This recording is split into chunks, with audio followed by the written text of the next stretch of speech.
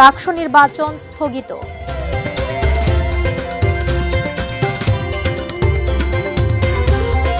দেশজুড়ে বিএনপির ৪৭তম প্রতিষ্ঠা বার্ষিকীর আয়োজন। জাতীয় নির্বাচনে সেনাবাহিনীর পাশাপাশি থাকবে নৌ ও বিমান বাহিনী, স্বরাষ্ট্র উপদেষ্টা। মেহেরপুরে সার সংকট, বিপাকে কৃষকরা।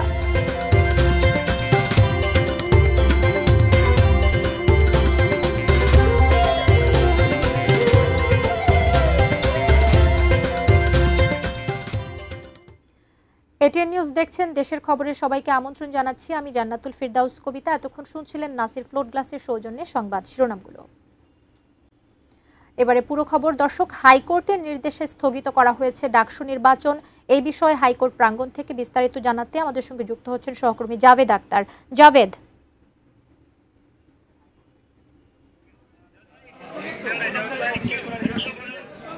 কবিতা, কিছুক্ষণ আগে হাইকোর্টের বিচারপতি হাবিবুল গনি এবং বিচারপতি হাবিবুল গনির নেতৃত্বে যে দ্বৈত বেঞ্চ, সেই দ্বৈত বেঞ্চে যে ডাকসু নির্বাচন, সেই ডাকসু নির্বাচনের সেই নির্বাচনটি স্থগিত করা হয়েছে আগামী ৩০ অক্টোবর পর্যন্ত। বিচারপতি হাবিবুল গনি এবং বিচারপতি শেখ তাহসিন আলীর হাইকোর্ট বেঞ্চে আজকে শুনানি হয়েছে এবং যিনি রিট করেছিলেন তিনি হচ্ছেন বামজোট মনোনীত অপরাজয় ৭১ অদম্য ২৪ প্যানেলের মুক্তিযুদ্ধ ও গণতান্ত্রিক আন্দোলন বিষয়ক সম্পাদক প্রার্থী BM ফাহমিদা আলম। তিনি গত ২৮শে আগস্ট এই রিটটি করেছিলেন এবং রোববার এটি শুনানি হওয়ার কথা ছিল, কিন্তু তারা রোববার এটি যখন মেনশন করা হয় তখন বলা হয় যে মঙ্গলবারে শুনানি হবে, কিন্তু আজকে দুপুর ২টার সময় এটি ফিক্সড হয়েছিল। এবং রিটকারীর পক্ষে যিনি আইনজীবী জ্যোতির্ময় বড়ুয়া, তিনি প্রথমে শুনানি করেন এবং তারপরে ঢাকা বিশ্ববিদ্যালয়ের যিনি আইনজীবী অ্যাডভোকেট মোহাম্মদ শিশির মনির, তিনি শুনানি করেছেন।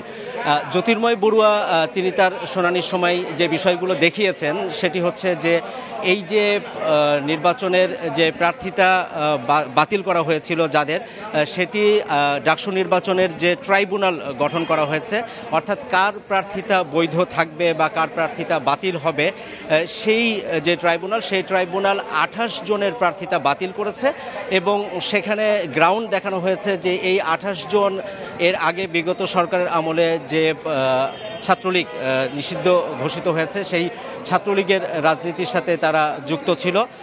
এর বাইরেও দুজন প্রথম সারির প্রার্থী জুলিয়াস সিজার তালুকদার এবং বাইজিদ বুস্তামি। জুলিয়াস সিজার তালুকদার যিনি স্বতন্ত্র ভিপি প্রার্থী ছিলেন, তিনিও একসময় ছাত্রলীগের রাজনীতির সাথে যুক্ত ছিলেন এবং যে কারণে তার প্রার্থিতা বাতিল করা হয়েছে এবং বাইজিদ বুস্তামির প্রার্থিতাও বাতিল করা হয়েছে। তো এইখানে আসলে ব্যারিস্টার জ্যোতির্ময় বড়ুয়া, রিটকারী যিনি ফাহমিদা আলম, তার পক্ষে তিনি যেটি দেখানোর চেষ্টা করেছেন যে এই যে ছাত্র শিবির মনোনীত যে জিএস প্রার্থী SM ফরহাদ কোনো প্রশ্ন তোলেননি।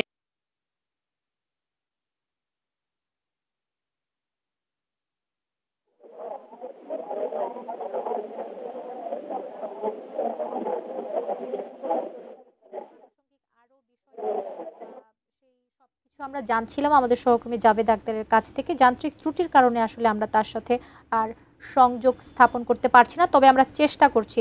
দর্শক, আপনারা জানেন যে যার বিরুদ্ধে রিট করা হয়েছে তিনি ছাত্রলীগের রাজনীতির সঙ্গে আগে সম্পৃক্ত ছিলেন এবং এটাকে কেন্দ্র করেই আসলে একটা বিষয় ঘটে গেছে, যার ফলে রায় এসেছে ৩০ অক্টোবর পর্যন্ত স্থগিত করা কথা ডাকসু নির্বাচন। তিনি যুগ্ম সাধারণ সম্পাদক হয়েছিলেন। এই কারণে উনি বলছেন যে যেই গ্রাউন্ডে নির্বাচনী ট্রাইব্যুনাল, ডাকসুর যে নির্বাচনী ট্রাইব্যুনাল, তারা ছাত্রলীগের সাথে সম্পৃক্ত থাকার কারণে যে ২৮ জন সহ আরও যে ২ জন, মোট ৩০ জনের প্রার্থী SM ফরহাদের ক্ষেত্রে, এবং SM ফরহাদ তিনি তিনি যে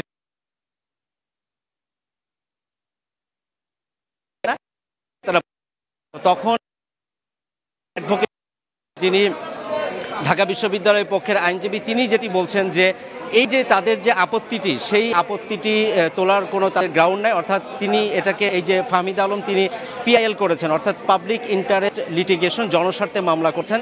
এইখানে আসলে কিভাবে এটি পিআইএল হয়, মানে কিভাবে জনস্বার্থ মামলা হতে পারে সেটি নিয়ে তিনি প্রথমে প্রশ্ন তুলেছেন এবং তিনি বলেছেন যে যদি এস এম ফরহাদের ছাত্রলীগের কমিটিতে ছিল তাহলে তো সেই ট্রাইব্যুনালে যখন এটি 26শে আগস্ট চূড়ান্ত প্রার্থিতার যে তালিকা প্রকাশ করা হলো তার আগেই তো আসলে তারা এটি বলতে পারতো।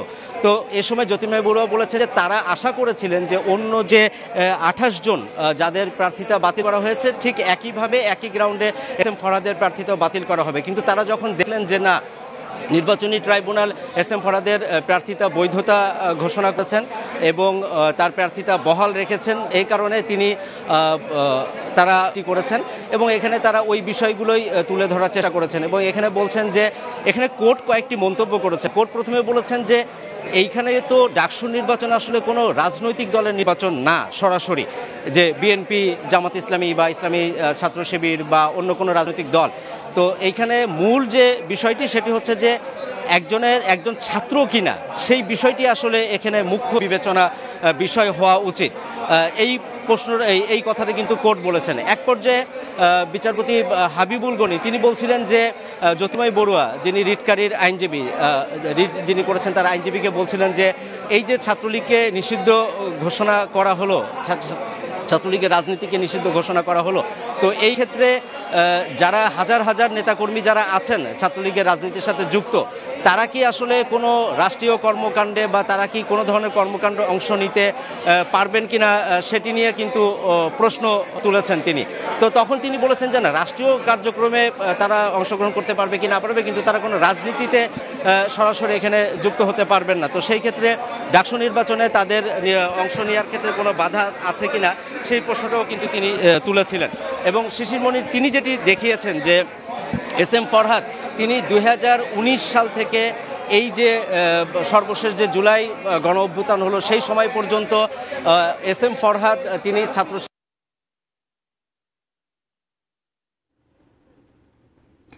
আমাদের সহকর্মী জাভেদ আক্তার আসলে আমাদেরকে বিস্তারিত তথ্যটাই দিচ্ছিলেন। আমরা জানছিলাম 30 অক্টোবর পর্যন্ত যে ডাকসু নির্বাচন স্থগিত করা হয়েছে, আদ্যপান্ত কেন, রিটকারীর কারণটা কী ছিল এবং হাইকোর্ট থেকে কি কি বলা হচ্ছিল সবকিছু মিলিয়ে আমাদেরকে তিনি বিস্তারিত জানাচ্ছিলেন। আমরা দেশের খবরে আছি, সময় হলো একটা বিরতির, ফিরে আসছি, সঙ্গেই থাকুন।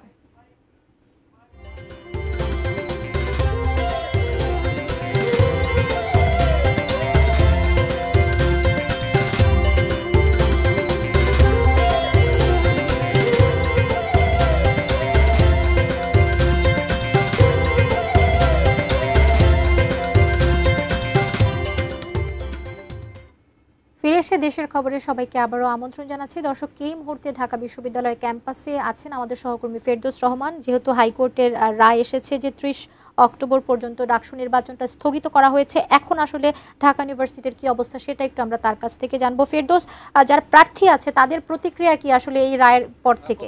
ডাকসু নির্বাচন নিয়ে ইতিমধ্যে আপনি খবরটা জেনেছেন যে ডাকসু নির্বাচন 30 অক্টোবর পর্যন্ত স্থগিত করেছে হাইকোর্ট। একটি রিটের প্রেক্ষাপটে এটি করা হয়। আমরা যখনই সংবাদটি পাই তখন এখানে ঐক্যবদ্ধ শিক্ষার্থী জোট অর্থাৎ ইসলামী ছাত্র শিবিরের যে ডাকসুর প্যানেল সেটির সংবাদ সম্মেলন চলছিল। স্বাভাবিকভাবেই তাদেরকে আমরা প্রশ্ন করেছিলাম যে এই বিষয়টি নিয়ে তারা কি বলছেন। তারা বলছেন যে ডাকসু নির্বাচনের পিছানোর পক্ষে তারা কোনোভাবেই নন এবং তারা বিষয়টি নিয়ে আসলে সন্তুষ্ট হতে পারেননি, কেননা ইতিমধ্যে তারা ডাকসু নির্বাচন নিয়ে সব ধরনের প্রস্তুতি সম্পন্ন করেছেন এবং তারা এখানে বসে কিন্তু নির্বাচনী ইশতেহারও ঘোষণা করেছেন। যে নির্বাচনী ইশতেহারে 36টি সংস্কার প্রস্তাব তারা এনেছেন ঢাকা বিশ্ববিদ্যালয়ের আবাসন সংকট, গাড়ি সংকট নিরসন সহ বিভিন্ন বিষয়ে প্রায় 36টি তারা নির্বাচনী ইশতেহার ঘোষণা করেছেন। তখন তারা যখন বক্তব্য শেষ করে আসছেন, অর্থাৎ তাদের সংবাদ সম্মেলনের শেষ দিকে এসে হাইকোর্টের এই স্থগিত করার খবরটি তাদের কাছে আসে এবং তখন তারা বলেন যে স্থগিত করার পক্ষে তারা কোনোভাবেই না। যদি ছাত্রদের যিনি গিয়েছেন রিট করতে সেই বিষয়টি আলোচনার মাধ্যমে সমাধান হতে পারত, সেটি না করে হাইকোর্টে গিয়ে এই বিষয়টি আসলে রিট করে স্থগিত করা তারা এটাকে খুব একটা ভালোভাবে নেন। যদিও আনুষ্ঠানিকভাবে কোনো প্রতিক্রিয়া তারা এখনো পর্যন্ত জানাননি। তবে বিকাল 4:30টায় একটা সংবাদ সম্মেলন এখানে করার কথা আছে এবং আমরা শুনতে পাচ্ছি যে ডাকসু নির্বাচন কমিশন তারাও আনুষ্ঠানিকভাবে কথা বলবেন বিষয়টি নিয়ে।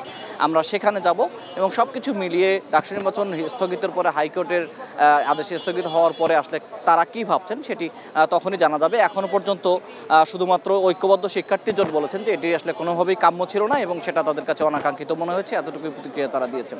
তো এই হলো আমার কাছে সর্বশেষ পরিস্থিতি। আমরা ক্যাম্পাসে রয়েছি, আমরা এই বিষয় নিয়ে নির্বাচন কমিশন অর্থাৎ ডাকসু নির্বাচন কমিশন কি ভাবনা করছেন জি আমরা বুঝতে পেরেছি। জি ফেরদৌস, আমরা আবারও আপনার সঙ্গে যাব, সেখানে আরো আনুষঙ্গিক যে নির্দেশনাগুলো আসবে সেটা জানার জন্য ঢাকা ইউনিভার্সিটি ক্যাম্পাস থেকে আমাদের সঙ্গে সহকর্মী ফেরদৌস রহমান যুক্ত হয়েছিল। আমরা জানছিলাম সেখানকার বিস্তারিত। দেশের খবরে আছি, সময় হলো বিরতির, ফিরে আসছি, সাথে থাকুন।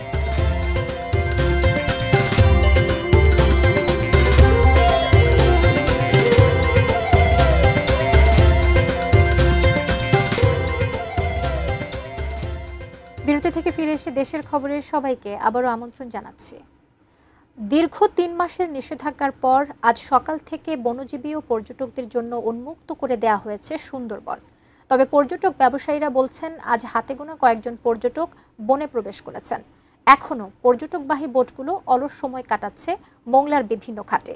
বন বিভাগের কর্মকর্তারাও মনে করছেন ধীরে ধীরে পর্যটক বাড়বে, প্রাণচাঞ্চল্য ফিরবে বনজীবীদের কর্মকাণ্ডে। বন্যপ্রাণী ও মাছের প্রজনন মৌসুম হওয়ায় ১ জুন থেকে ৩১ আগস্ট এই ৩ মাস বন্ধ রাখা হয়েছিল। সুন্দরবনের মৎস্য প্রাণী সম্পদ রক্ষায় ২০১৯ সাল থেকে প্রতি বছর ৩ মাস সুন্দরবনের নদী খালে মাছ আহরণ ও পর্যটক প্রবেশে নিষেধাজ্ঞা দিয়ে থাকে বন বিভাগ।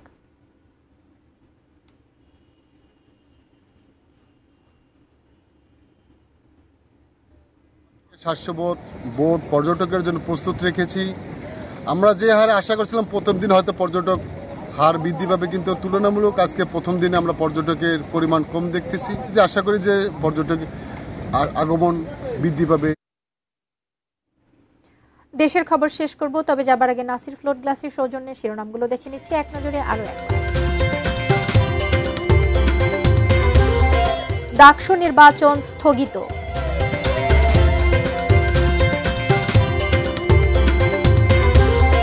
দেশ জুড়ে বিএনপির ৪৭তম প্রতিষ্ঠা বার্ষিকীর আয়োজন।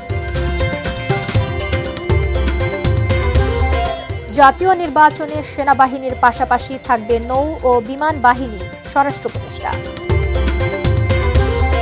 মেহেরপুরে সার সংকট, বিপাকে কৃষকরা।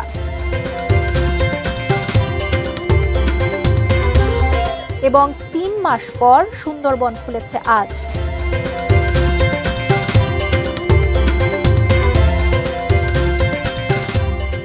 এই ছিল দেশের খবরে। কাল আবারও দেখা হবে একই সময়। সে পর্যন্ত ভালো থাকবেন, সুস্থ থাকবেন। এটিএন নিউজের সঙ্গে।